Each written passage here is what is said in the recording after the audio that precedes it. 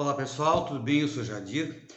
Se você caiu de paraquedas nesse vídeo, saiba que ele pertence a uma lista que já começou há alguns vídeos atrás. A gente vai colocar essa lista aqui na descrição desse vídeo.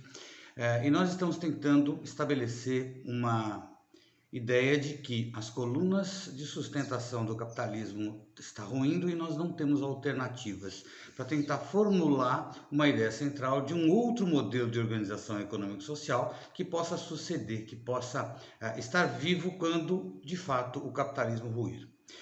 E esse vídeo especificamente visa responder a ideia que foi colocada no nosso primeiro vídeo, a ideia de que as colunas de sustentação do capitalismo apresentam fissuras e essas fissuras se devem à própria mecânica do capitalismo. Não são fatores externos, fatores exteriores e conspirações de outros modelos de organização econômico-social ou qualquer coisa da KGB ou do tipo, ou da cortina de ferro.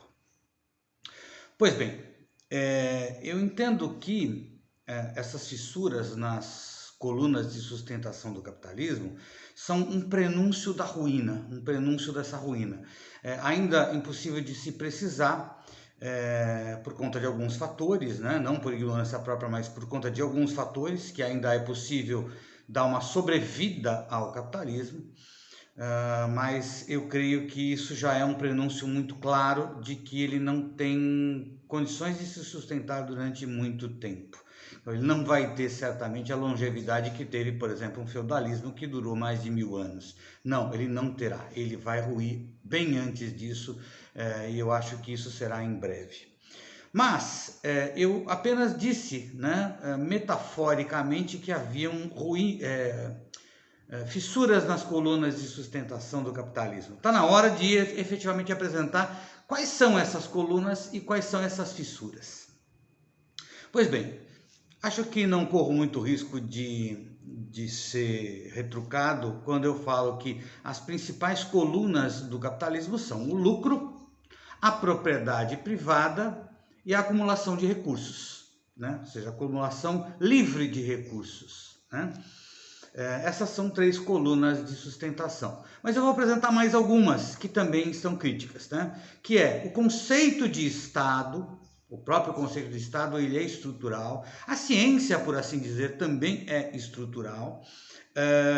O contrato, a ideia de contrato, mais do que só contrato social, a ideia de contrato como sendo esse mediador legal, esse mediador de uma instituição de Estado, né, ou de governo, que vai mediar a relação entre as pessoas que vivem dentro de uma mesma nação e aquele tal livre mercado. Pois bem, de uns tempos para cá, algumas outras estruturas começaram a aparecer, né, mais recentemente, que talvez não tivessem tamanha importância antigamente e agora o tem. Que são os juros, os dividendos, a especulação, o spread bancário, né? E isso tudo está gerando uma porção de problemas. Por exemplo, o lucro, ele junto com o imposto, junto com os dividendos, junto com a correção monetária, junto com alguns outros fatores, ele é um fator que promove uma desigualdade social. Né? O lucro sempre é um movimento, é uma dinâmica que faz com que o recurso que está na base da pirâmide vá se acumular num degrau mais acima e depois um degrau mais acima, assim sucessivamente, até que ele se concentre no topo da pirâmide. E não havendo necessidade em muitos países de fazer com que esse dinheiro volte à base da pirâmide, ou, sobretudo pelas questões contratuais, né, sobre as questões jurídicas, né, dá muito trabalho, é muito arriscado você criar novos negócios, oferecer emprego, criar novas unidades produtivas. Como isso dá muito trabalho, muita dor de cabeça, então esse valor que está acumulado no topo da pirâmide, ele vai para os bancos, ao invés de ir para as pessoas, para o trabalho, para o emprego e para o consumo. Então, parecem não existir meios suficientes para esse dinheiro, para esse lucro acumulado no topo da pirâmide, nas camadas mais acima da pirâmide, descerem, né? Eu já disse no vídeo anterior de que muitos dos meus alunos não arriscariam a criar fontes de emprego, de renda e de trabalho para aumentar a riqueza. A propriedade privada, como uma outra coluna de sustentação, terminando a ideia do lucro ainda, né? Isso acontece, essa geração de desigualdade está fazendo com que mais e mais pessoas tenham dificuldade de acesso a comprar os produtos. Isso vai acabar certamente minando provavelmente o próprio lucro do capitalista. A questão da propriedade privada, então desenfreadamente a pessoa vai adquirir inúmeros imóveis,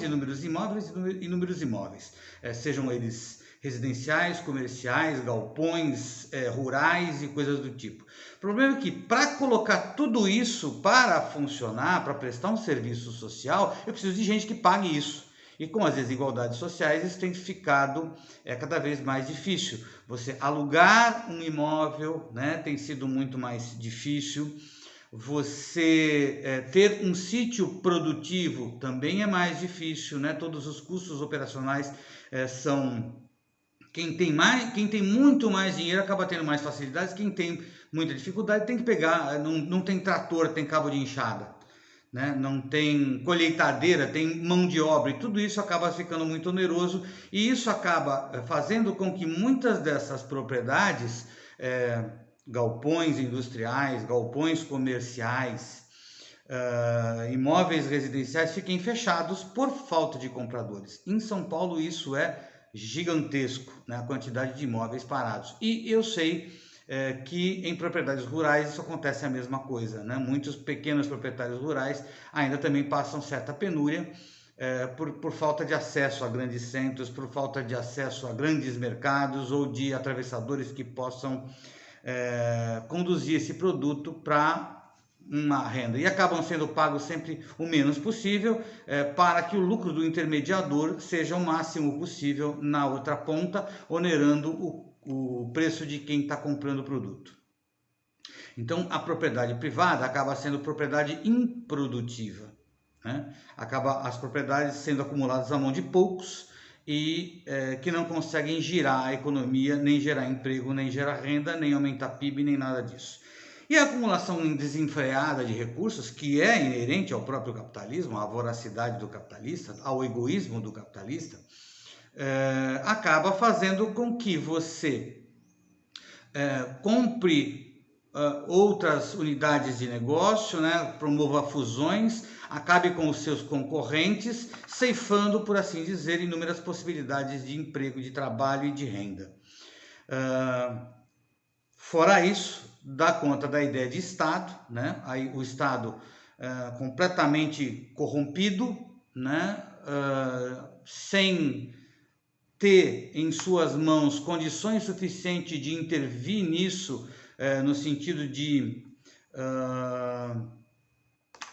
promover trabalho, né? Realizar emprego, que não é função do Estado, né? Mas, ou seja, ele não tem como modificar esse cenário que a iniciativa privada cria, tá? Então, e o Estado acaba sendo subsidiado, né? Tendo o seu rabo preso com os detentores do capital. A ideia de contrato, como eu disse, né, que foi extremamente central, é uma das colunas de sustentação do próprio capitalismo, acaba que nessa mediação entre as pessoas, entre os seres humanos comuns, como sendo um contrato de pura desconfiança, né? Na maior parte dos contratos você tem muito mais as cláusulas de punições recíprocas, de tal modo que eu me proteja da sua vileza, e você se proteja da minha. Então há uma completa desconfiança mútua o tempo todo. A ideia de livre mercado, que sempre foi um grande pilar, acabou por assim dizer desaparecer nos cartéis, com a propaganda, com a obsolescência programada. O risco que poderia eventualmente ser salutar, o risco do livre mercado, a oferta e a procura, ela acaba sendo mitigada pela ciência, pela neurociência, pela propaganda, pela psicologia, e de repente a gente já não tem mais livre mercado. E se você vê numa gôndola de supermercados, né, um detergente de 3, 4, 5, 6, 7, 10 marcas diferentes, pode ter certeza que 5 ou 6 dessas 10 marcas diferentes, o lucro vai para o mesmo bolso, né, para os mesmos bolsos. Então, isso não é livre concorrência, isso não é livre mercado. Agora, talvez pior do que tudo isso, sejam os juros, os dividendos e a especulação, e o spread bancário. Ora, os juros, eles simplesmente cobram os juros, e isso é legal, e isso é lícito. Todavia, você precisa do que para pagar um juros? Você precisa de trabalho. Então, aonde está incidindo, de onde sai o dinheiro para se pagar juros? Do trabalho, sempre do trabalho. Não tem outro lugar. Os dividendos, a mesma coisa. Quando você tem dividendos a repartir por acionistas, você tem que tirar isso da onde? Do trabalho, né? Então, um acionista que comprou uma ação, ele só colocou um dinheiro lá e ele quer os dividendos dessa ação, embora ele não tenha trabalhado para isso, foi só o dinheiro que ele colocou lá, e aquele dinheiro que ele colocou volta para ele a qualquer momento que ele quiser, na venda das ações, e todos os dividendos e toda a diferença, ou seja, quem teve que pagar por tudo isso foi o trabalho, né? Isso acabou gerando mais diferença social, o trabalho mal pago, porcamente pago, tendo que engordar o bolso de quem já tem bastante dinheiro. E nem sempre se fomenta na compra de uma ação ou outra novas unidades de negócio ou novos trabalhos, mas sim se quer sempre o dividendo que esse investimento, né, que não é um investimento, é uma aplicação financeira propriamente dita, né, deve ter, para que ele tenha o retorno do capital aplicado, sem trabalho, sem ter trabalho para isso. E aí, justamente esse é o grande X da questão da especulação, né? Então eu especulo daqui, eu especulo de lá, e ao invés de eu produzir alguma coisa seja material possível para venda, eu somente fiz uma especulação, e isso cedo ou tarde, quando os bancos pagam, sempre a custo do quê? Da onde sai o dinheiro para se pagar essa especulação? Sim, e sempre e nunca de outro modo do trabalho do trabalhador. Talvez vocês não saibam, né, mas a ideia de spread, que a diferença que tem entre aquilo que o banco capta do poupador e empresta para aquele que precisa, do tomador, né? Uma vez que o banco ele capte, por exemplo, R$1 de uma pessoa que está poupando esse R$1, ele pode emprestar esse mesmo R$1 para 10 pessoas diferentes e lucrar de 10 pessoas diferentes. E de tudo isso ele vai pagar bem menos para aquela pessoa que está poupando. E de tudo isso não saiu trabalho adicional nenhum, né? Ou, se tanto, o trabalho na administração do banco, que está sendo automatizado o mais possível, né? E isso está se transformando, né? Essa atratividade transformando o capital em um capital improdutivo, um capital que não gera trabalho. Então, com as grandes fusões, com a mecanização, com a robotização, com a automatização, com as grandes fusões, existe uma quantidade de empregos gigantesca que está sendo ceifada, que está sendo reduzida, né? Eu mesmo, no bairro que eu moro, em São Paulo, haviam, numa rua conhecida popularmente, né, folcloricamente, como Rua dos Bancos, haviam 5 agências diferentes, uma do ABN, uma do Real, uma do Banespa, uma do Santander e uma de mais um banco agora que me fugiu a memória. Então, dessas 5 agências, houveram fusão, né, Real e ABN, depois o Banespa se juntou, o Santander se juntou, e acabou ficando apenas uma única agência naquela região, ou seja, todos os outros postos de trabalho, todos os aluguéis que eram pagos, né, foram simplesmente fechados. E até hoje, já há 3, 4, 5, 6 anos que isso aconteceu, esses imóveis ainda continuam para aluguel, sem gerar emprego, sem gerar renda. Então, essa dificuldade que a gente vê, né, de falta de acesso aos recursos, de falta de acesso ao dinheiro, de falta de emprego, e aí eu vou falar da questão da falta de emprego, né, dos desempregados, que agora, sobretudo nesse momento crítico que a gente está vivendo, e aumentou sensivelmente, na casa de milhões e milhões e milhões, mas eu quero somar a esse número as pessoas que estão mal empregadas, ou seja, aquelas que estão empregadas em empregos insatisfatórios, que pagam pouco, onde elas não são valorizadas, as pessoas que estão subempregadas, empregadas em funções em que ela poderia fazer muito mais, mas ela não tem demanda para fazer mais. Ela poderia trabalhar mais, mas não é demandada a essa pessoa para que ela ofereça mais. E muitas pessoas que estão realmente insatisfeitas, né? Que eventualmente fazem o que gostam, mas estão insatisfeitas porque a empresa não é sustentável, não é uma empresa boa de se trabalhar e coisas do tipo. Então, quem vive dentro desse modelo capitalista e de fato está feliz, é um percentual extremamente muito pequeno no mundo inteiro. Eu tive a sorte de, por mais de 30 anos da minha vida, trabalhar com coisas que eu gostava de trabalhar e ser razoavelmente bem remunerado, né? Mas hoje em dia, trabalhar com isso exige muito mais dedicação, tem muito mais gente ganhando dinheiro ao redor disso, né, ensinando determinadas ferramentinhas cá e acolá para poder ganhar sem de fato produzir, e as pessoas estão pagando bem menos do que pagavam há muitos anos atrás. Então o salário vem sendo diminuído, vem acontecendo a famosa uberização, a precarização do trabalho, né? As pessoas se tornaram terceiros, se tornaram quartos, e é claro que isso, né, que agora virou uma coisa legal, tem retirado inúmeras notas do bolso do trabalhador que continua trabalhando com afinco e com dedicação. Ora, diante disso, né, a gente vê que a propriedade gera problemas, né? O conceito de propriedade está com as suas fissuras, né? Porque no fundo nós acabamos sendo menos proprietários de imóveis em si, mais proprietários de dívidas, né, desses imóveis, ou dívidas desses imóveis, desse carro, desses equipamentos, né? A gente está o tempo todo com dívidas nos bancos. Salvo raras exceções. É um sistema que cria desigualdade, né? É inerente ao próprio capitalismo a criação de desigualdade.